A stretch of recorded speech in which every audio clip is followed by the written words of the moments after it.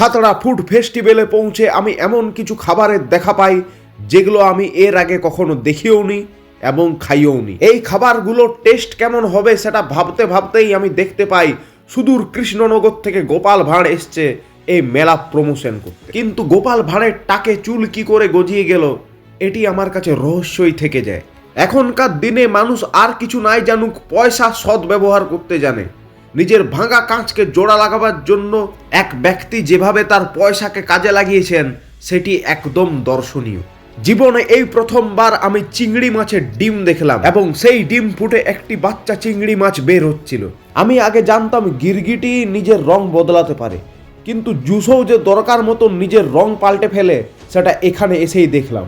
কালো তরল ভর্তি একটা ডাব্বা দেখিয়ে আমি জিজ্ঞেস করি এখানে কি পোড়া মোবিলও পাওয়া যায়। দোকানদার কেন রেগে গেল বুঝতে পারলাম না। ঝাড়ু ডান্ডা ছাড়াই নিজের মেশিন থেকে ঝুল ঝেড়ে নিচ্ছিলেন এক ব্যক্তি, কিন্তু সেই ঝুলগুলি আবার তিনি বিক্রি কেন করছিলেন বুঝতে পারলাম না। সরকার যে চপ শিল্পের পাশে দাঁড়াবে এটা তো আমাদের জানারই কথা। সোনার দাম যতই বাড়ুক মানুষের কিছু যায় আসে না। এখানে পপকর্নও সোনার বিক্রি হচ্ছিল আর মানুষজন কিনেও নিচ্ছিল অনায়াসে। কিন্তু কয়েকটি সোনার পপকর্নে কেন মরচে পড়ে গেছিল এই ব্যাপারটি জিজ্ঞেস করায় দোকানদার আমাকে সেখান থেকে তাড়িয়ে দেয়। সোনাকে পোড়ালে সোনা খাঁটি হয়, কিন্তু বাঁশকে পোড়ালে যে তার ভেতর থেকে চিকেন বেরিয়ে আসে এই জিনিসটি আমি এখানে এসেই জানতে পারলাম। বিভিন্ন দোকানে ভালোবাসা বিক্রি হয়ে যাচ্ছিল মাত্র 5 টাকায় 10 টাকায়।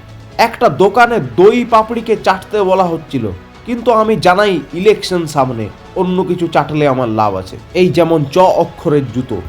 Kamal's the source of happiness দোকানের মালিকই কেন আনহ্যাপি হয়ে বসেছিল সেটা আমি বুঝতে পারলাম না। একটি দোকানে লেখা ছিল স্বাদ সে পেহচান। আমি তাদের জানাই এখন পেহচান পাওয়ার জন্য এসআইআর এ নাম ওঠা বাধ্যতামূলক। মেন স্টেজে একটা গ্রুপের ডান্স পারফরমেন্স দেখার জন্য মানুষ খুব ভিড় জমিয়েছিল, কিন্তু ঠিক তার পাশের স্টেজেই একটি বাচ্চা সোলো পারফরমেন্স দেখার জন্য কেউ সেখানে দাঁড়িয়ে থাকেনি।